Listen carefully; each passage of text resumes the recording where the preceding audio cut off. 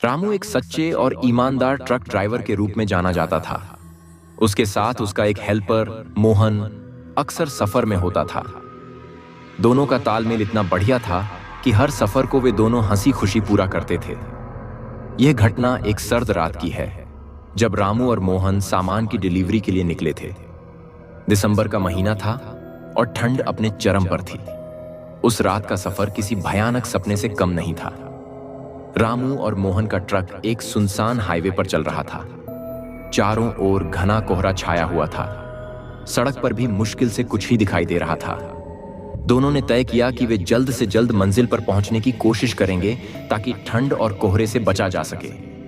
रामू ने ट्रक की गति थोड़ी तेज कर दी ताकि जल्दी से जल्दी इस सुनसान इलाके से बाहर निकला जा सके। लेकिन किस्मत को कुछ और ही मंजूर था। हाईवे के बीच में अचानक ट्रक ने जोर की आवाज की और रुक गया। रामू और मोहन समझ गए कि ट्रक में कोई गड़बड़ी हो गई है। दोनों नीचे उतरे और ट्रक की जांच करने लगे। ठंड इतनी थी कि उनके हाथ पैर सुन्न हो रहे थे, लेकिन ट्रक को ठीक करना जरूरी था क्योंकि उस सुनसान हाईवे पर रुकना खतरनाक हो सकता था। जब रामू ट्रक की मरम्मत कर रहा था, तभी उसे महसूस हुआ कि आसपास का माहौल अजीब सा हो रहा है। चारों ओर सन्नाटा था, बस कभी कभी हवा के झोंके की आवाज सुनाई देती थी। अचानक मोहन ने कहा, भैया, मुझे पानी की बोतल नहीं मिल रही। लगता है कि पीछे कहीं गिर गई होगी। मैं जाकर देखता हूं। रामू ने उसे मना करना चाहा, लेकिन मोहन ने कहा, मैं जल्दी आ जाऊंगा, बस यहीं पास में होगी। मोहन हाईवे से नीचे उतरकर पानी की बोतल ढूंढने चला गया। रामू ट्रक के नीचे मरम्मत करने में लगा था, तभी उसे अपने पीछे कुछ हलचल सी महसूस हुई। उसने मुड़कर देखा तो दूर अंधेरे में एक परछाई सी दिख रही थी। रामू की आंखें फटी की फटी रह गईं। उसने सोचा कि शायद वह मोहन ही होगा, लेकिन यह क्या? मोहन तो नीचे गया था, फिर यह कौन है? रामू ने मोहन को आवाज लगाई, मोहन, जल्दी आओ। लेकिन कोई जवाब नहीं आया। उसे लगा कि उसकी आवाज को ठंडी हवा ने निगल लिया। तभी उसे वह परछाई धीरे धीरे ट्रक के पास आती हुई नजर आई। रामू का दिल जोर जोर से धड़कने लगा। वह कुछ समझ पाता उससे पहले ही ट्रक के पास एक अजीब सी ठंडी लहर आ गई। वह परछाई और भी स्पष्ट हो गई थी। वह कोई इंसान नहीं था।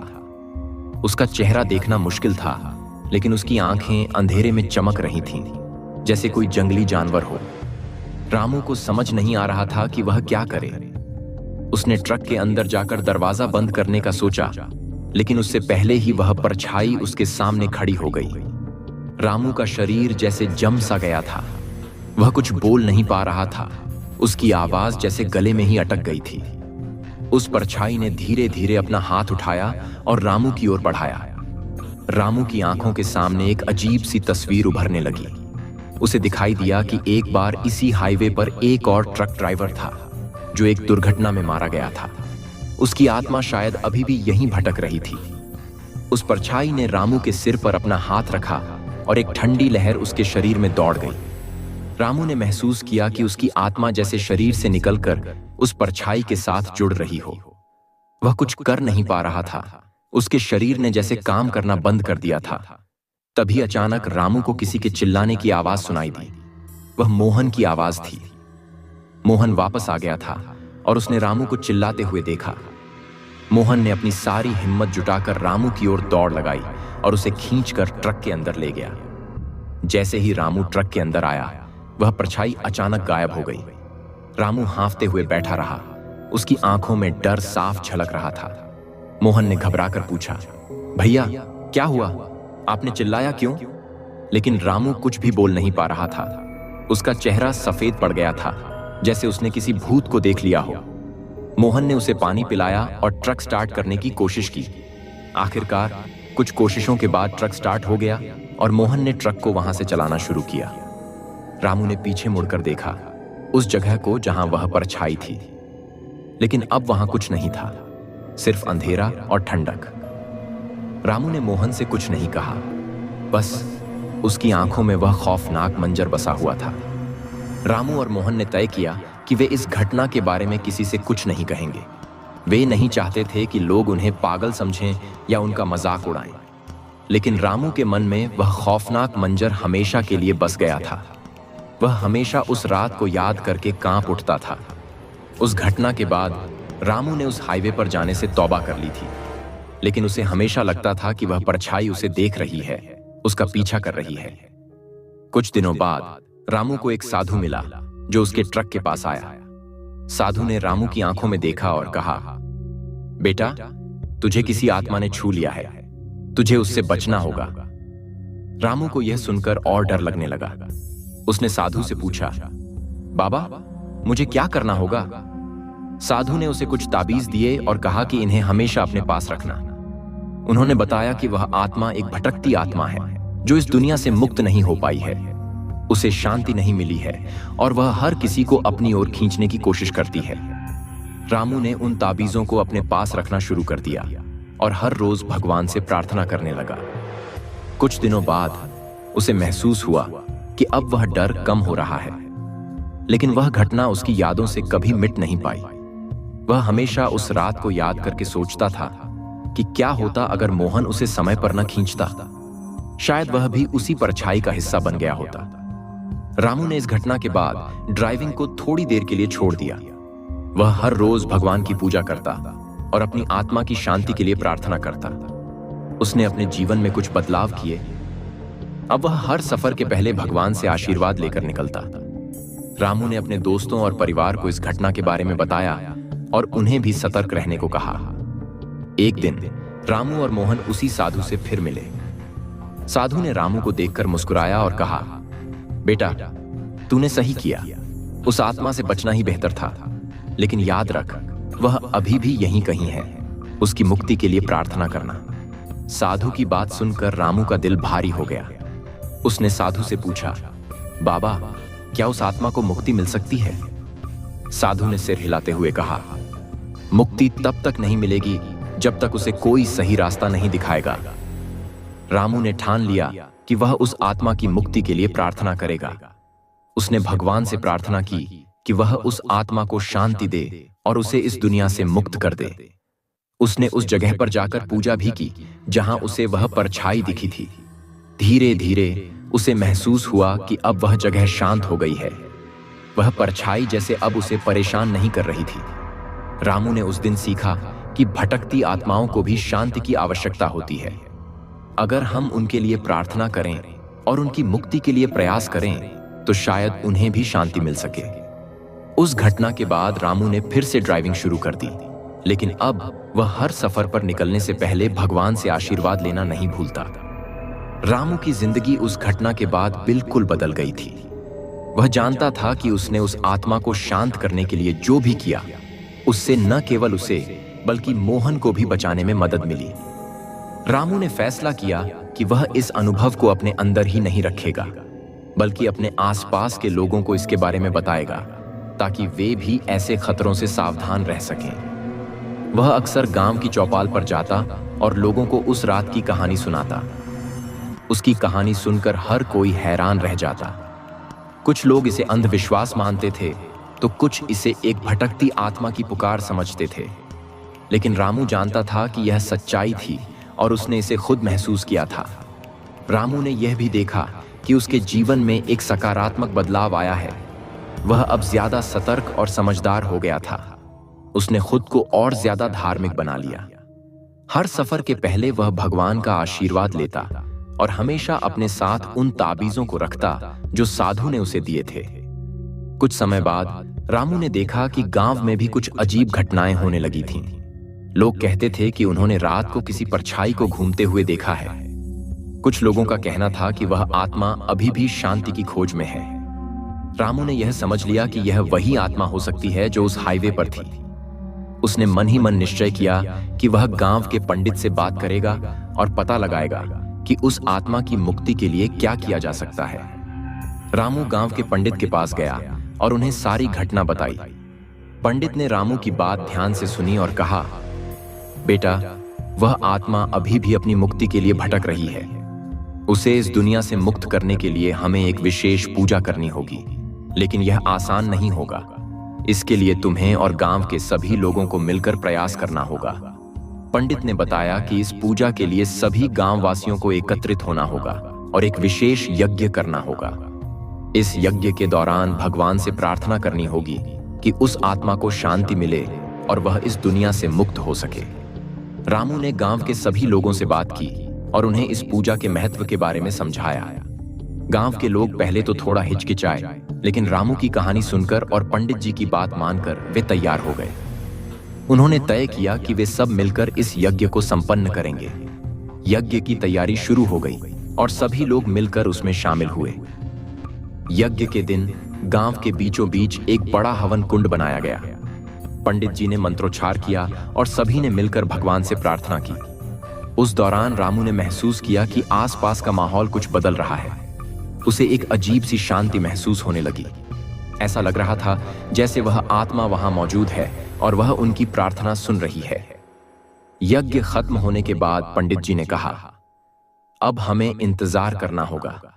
अगर हमारी प्रार्थना सच्ची है और भगवान ने उसे सुन लिया है, तो वह आत्मा अब इस दुनिया से मुक्त हो जाएगी। सभी ने मिलकर प्रार्थना की और भगवान से उस आत्मा के लिए शांति की कामना की। यज्ञ के बाद रामू और गांव के लोगों ने देखा कि कुछ दिनों तक कोई अजीब घटना नहीं हुई। ऐसा लग रहा था जैसे वह आत्मा अब वहां नहीं है। रामू ने महसूस किया कि उनकी प्रार्थना सफल हो गई है। उसने भगवान का धन्यवाद किया और उस आत्मा की शांति के लिए एक बार फिर से प्रार्थना की। रामू की जिंदगी फिर से सामान्य हो गई। उसने अपने काम को फिर से शुरू किया, लेकिन अब उसके अंदर एक नई ऊर्जा और विश्वास था।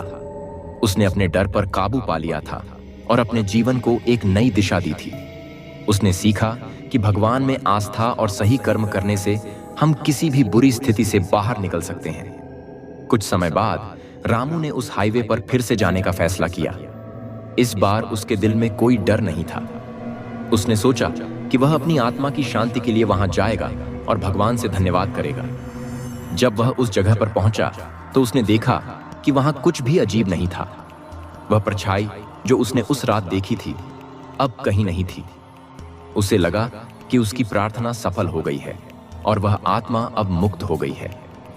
रामू ने उस जगह पर भगवान की पूजा की और वहां एक छोटा सा मंदिर बनवाने का फैसला किया, ताकि वहां से गुजरने वाले लोग भी भगवान का आशीर्वाद ले सकें और किसी भी बुरी आत्मा से बचे रहें।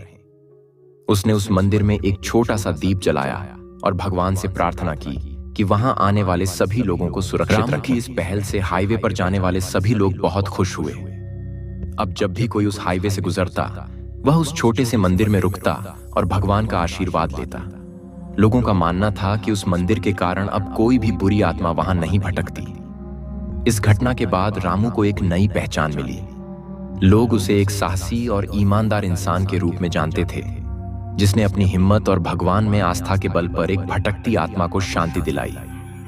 रामू ने अपने जीवन में यह सीख लिया कि चाहे परिस्थिति कितनी भी कठिन क्यों ना हो, अगर हमारी आस्था मजबूत है और हम सही दिशा में प्रयत्न करते हैं, तो हम किसी भी मुश्किल से बाहर निकल सकते हैं। यह कहानी हमें यही सिखाती है कि भगवान में आस्था और दूसरों के लिए प्रार्थना करने से ही हम सच्ची शांति प्राप्त कर सकते हैं। रामू की इस कहानी से हमें यह भी पता चलता है कि कभी कभी हमें दूसरों के लिए भी सोचना चाहिए, चाहे वे इस दुनिया में हों या ना हों। भगवान हमेशा हमारे साथ हैं, बस हमें अपनी आस्था बनाए रखनी है। रामू ने उस मंदिर की देखभाल का जिम्मा अपने हाथ में ले लिया था। उसने वहां नियमित रूप से पूजा करना शुरू कर दिया और हर दिन वहां एक दीपक जलाता था। धीरे धीरे इस जगह की ख्याति दूर दूर तक फैलने लगी। हाईवे से गुजरने वाले ड्राइवरों और यात्रियों के लिए यह मंदिर एक सुरक्षित स्थान बन गया। हर कोई जानता था कि इस मंदिर में भगवान का वास है और यहाँ रुकने से उन्हें किसी भी अनहोनी से बचाया जा सकता है। वक्त बीतने के साथ रामू का जीवन एक नई दिशा में बदल गया। उसने अपने काम के साथ साथ इस मंदिर की सेवा में भी खुद को समर्पित कर दिया। उसकी ईमानदारी और निष्ठा को देखते हुए गांव के लोगों ने भी उसे सम्मान देना शुरू कर दिया। अब रामू न सिर्फ एक ट्रक ड्राइवर था, बल्कि वह एक ऐसे इंसान के रूप में पहचाना जाने लगा जिसने अपनी आस्था और हिम्मत से एक भटकती आत्मा को मुक्ति दिलाई थी। रामू का यह कार्य गांव के बाकी लोगों के लिए भी प्रेरणा का स्रोत बन गया। लोग उसकी कहानी सुनकर सीखने लगे कि चाहे स्थिति कितनी भी विकट क्यों न हो, सच्चाई, आस्था और सही कर्म के बल पर हम किसी भी बुराई पर विजय पा सकते हैं। इस घटना के बाद गांव में भी एक सकारात्मक बदलाव आया। लोग अब एक दूसरे की मदद करने लगे और अपने जीवन में ईमानदारी को अपनाने लगे। एक दिन रामू को एक बूढ़ा व्यक्ति मंदिर में मिलता है।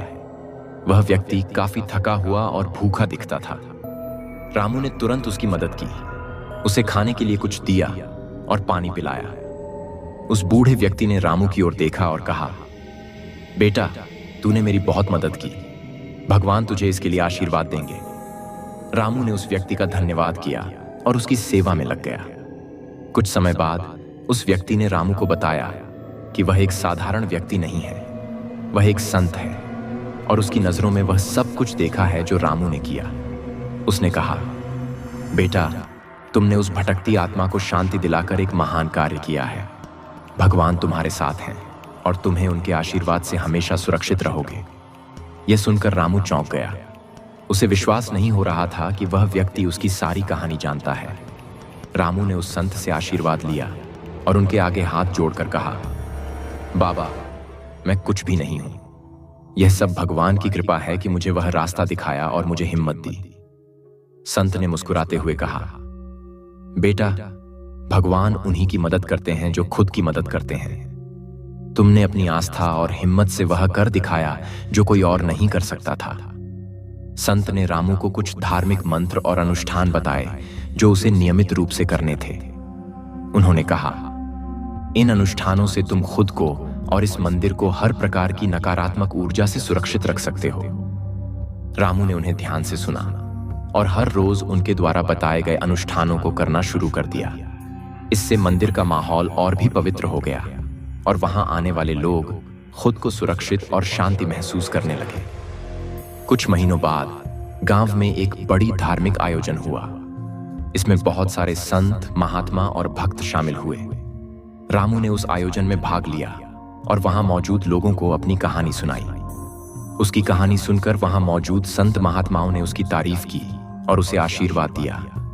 उन्होंने कहा कि रामू ने जो कार्य किया है वह एक महान कार्य है और वह सभी के लिए एक उदाहरण है। इस घटना के बाद रामू का जीवन एक नई राह पर चल पड़ा। अब वह सिर्फ एक ट्रक ड्राइवर नहीं था, बल्कि एक धार्मिक और प्रेरणादायक व्यक्ति बन चुका था। उसने अपनी आस्था, हिम्मत और सही कर्मों के बल पर न सिर्फ अपनी बल्कि उस भटकती आत्मा की भी मुक्ति की थी। उसके इस कार्य से न सिर्फ उसे बल्कि उसके पूरे गांव को एक नई पहचान मिली। रामू ने यह निश्चय किया कि वह अपनी जिंदगी को भगवान की सेवा और दूसरों की मदद में लगाएगा। अपने काम के साथ साथ उस मंदिर की सेवा में भी खुद को समर्पित कर दिया। अब वह हर रोज वहां आने वाले लोगों को भगवान का आशीर्वाद दिलाता और उन्हें भी प्रेरित करता कि वे अपनी आस्था और सही कर्मों के बल पर किसी भी मुश्किल को पार कर सकते हैं। उस दिन के बाद से रामू का नाम गांव के हर व्यक्ति की जुबान पर था। हर कोई उसकी कहानी सुनाता और उससे प्रेरणा लेता। उसकी कहानी हमें यह सिखाती है कि चाहे परिस्थिति कितनी भी विकट क्यों ना हो, अगर हमारी